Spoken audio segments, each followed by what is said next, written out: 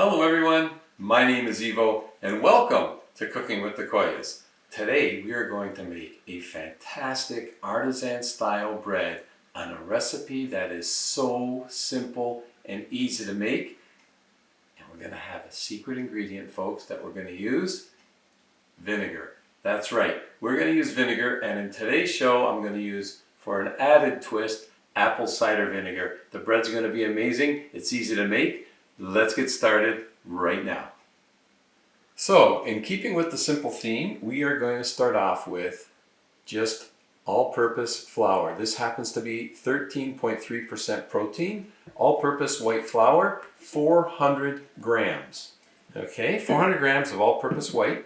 To that, we're going to add some salt. I have here 1 teaspoon of just table salt, which works out to be about 8 grams. So let's just mix that in to our flour. Alright, and now I'm going to add 1/8 of a teaspoon of instant dry yeast. That's right, just 1/8 of a teaspoon. That's all we want. Okay, that's going to make for a real slow fermentation, and we're going to develop a lot of flavors. So, quite simply, 1/8 teaspoon of instant dry yeast. Now, the secret ingredient. We're going to use apple cider vinegar, folks. Vinegar. I have here 20 grams of apple cider vinegar, and I'm going to pour it right into my water. And the amount of water I have are 255 grams. So I now have a total of 275 grams of liquid. And we're going to add that to our flour.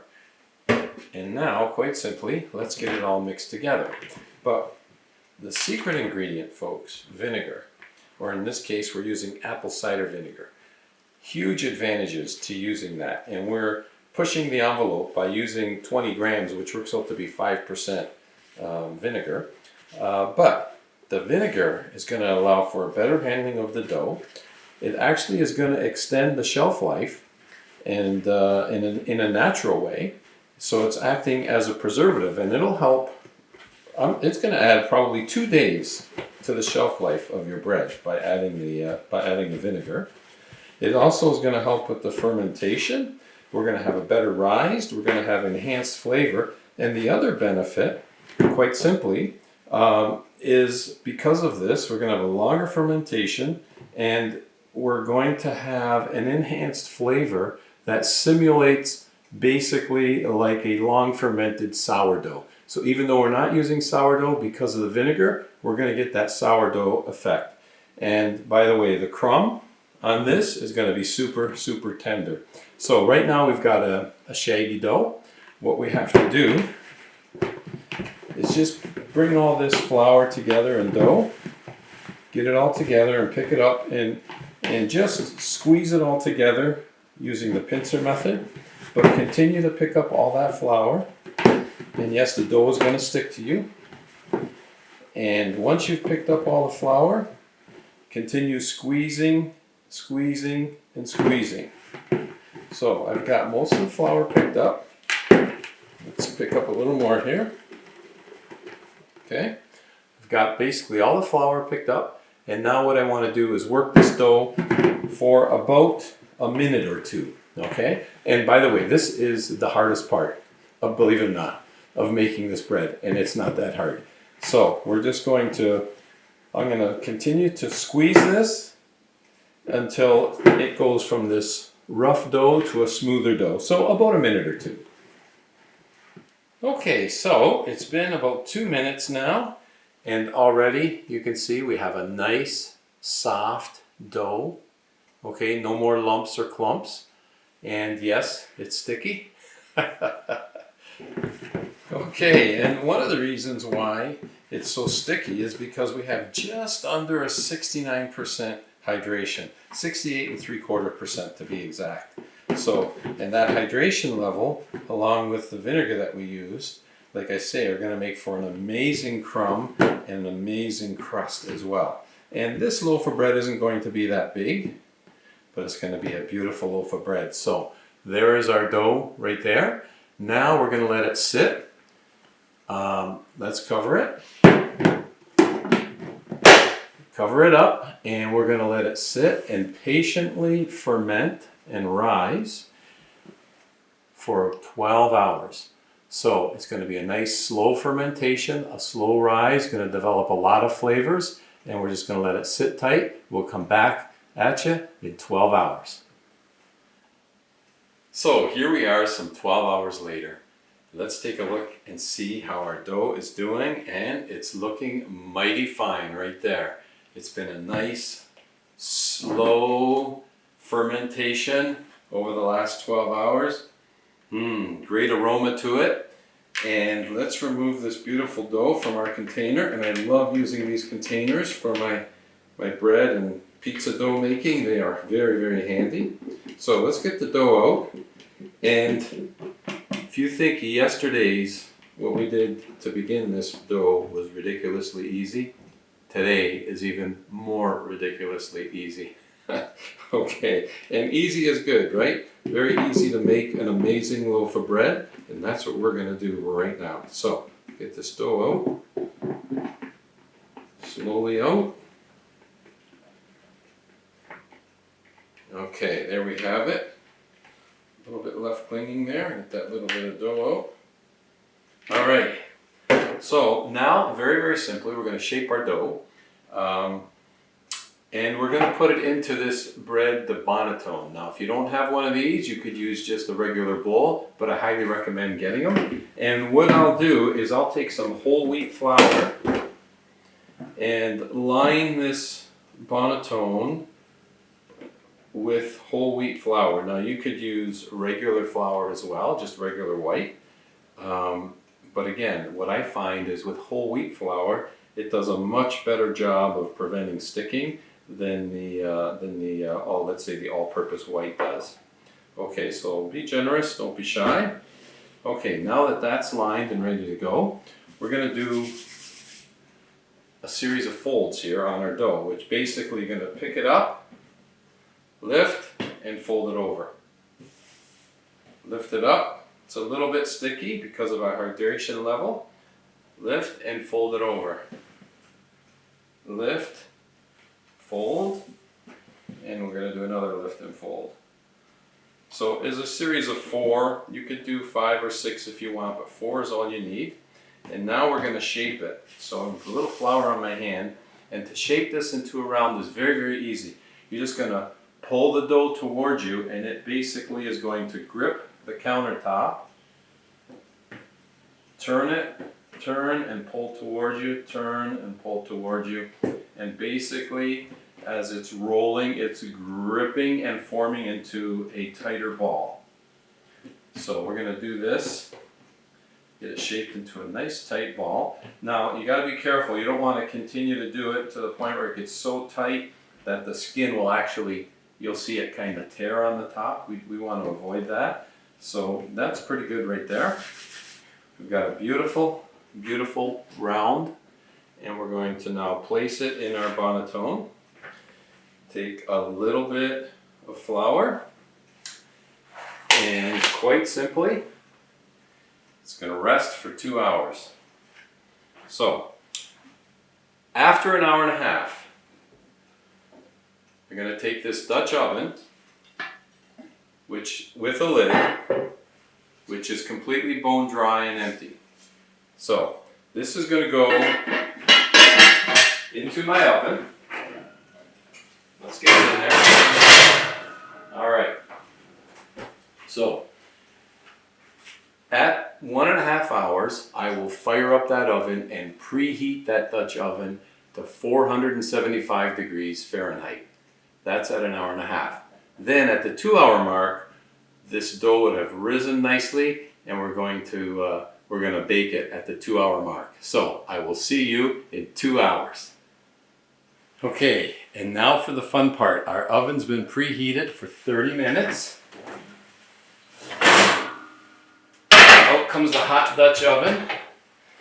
Okay, and our dough, of course, has been resting very nicely for 2 hours.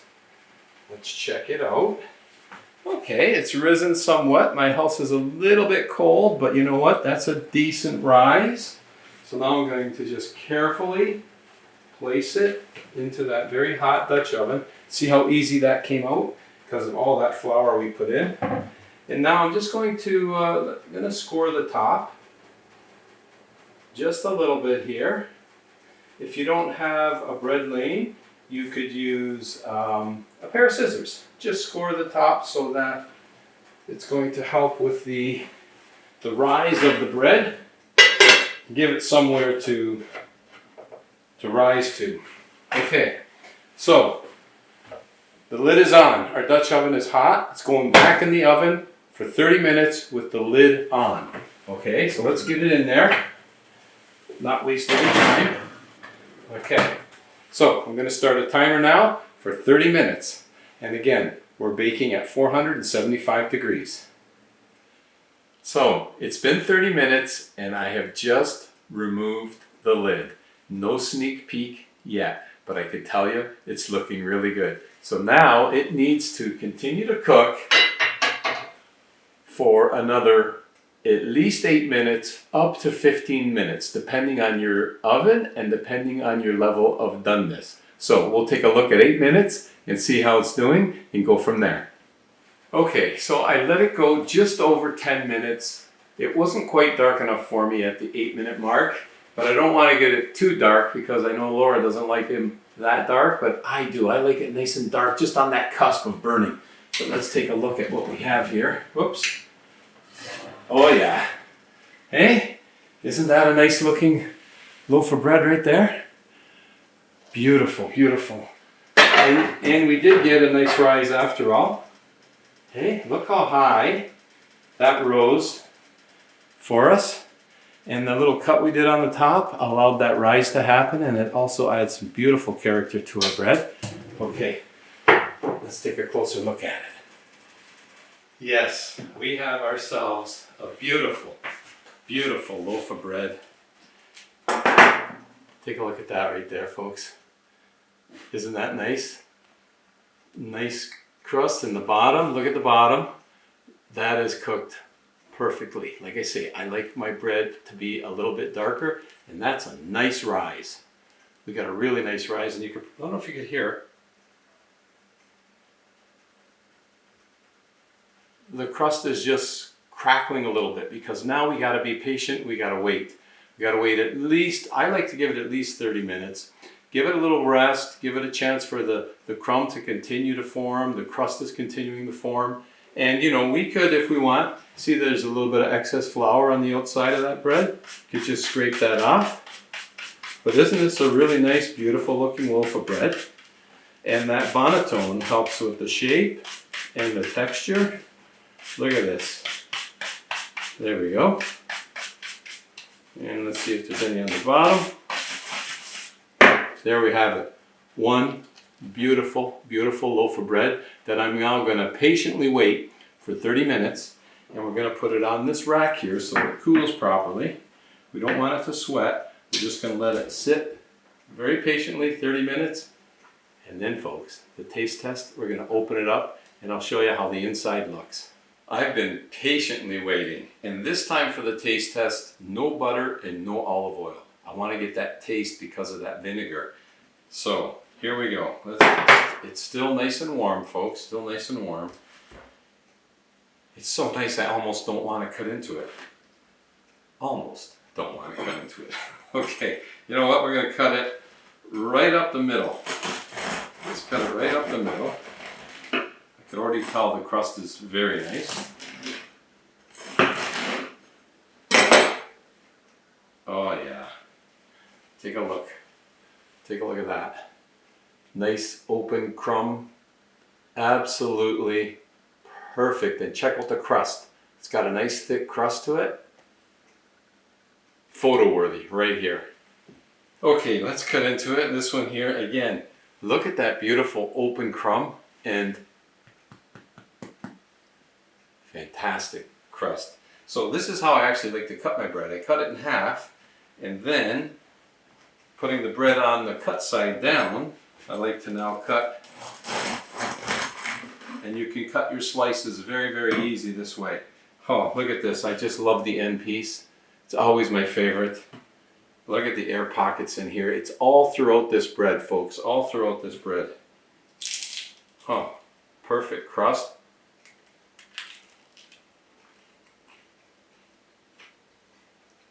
Wow.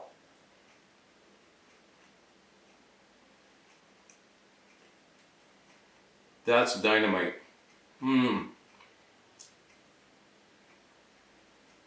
Try just the crumb, no crust.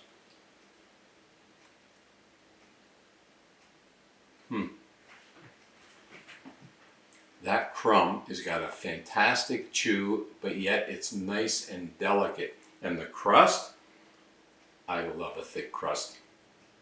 Perfect, perfect crust, perfect texture. What an unbelievable, ridiculously easy to make bread. I hope you enjoy my recipe with my secret ingredient, that little bit of apple cider vinegar. What a world of difference. The flavor on this bread is outstanding. And as I said before, it is ridiculously easy to make, but it is so, so good. I really hope, I love sharing my recipes with you, but I really love it when you make the recipe and enjoy it. That's what I'm hoping for, folks. So I hope you give this recipe a try.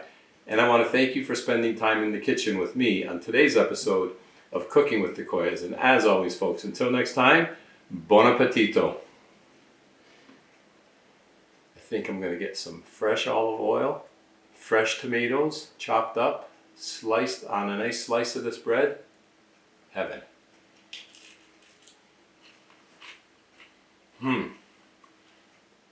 Unbelievable. So good and so easy.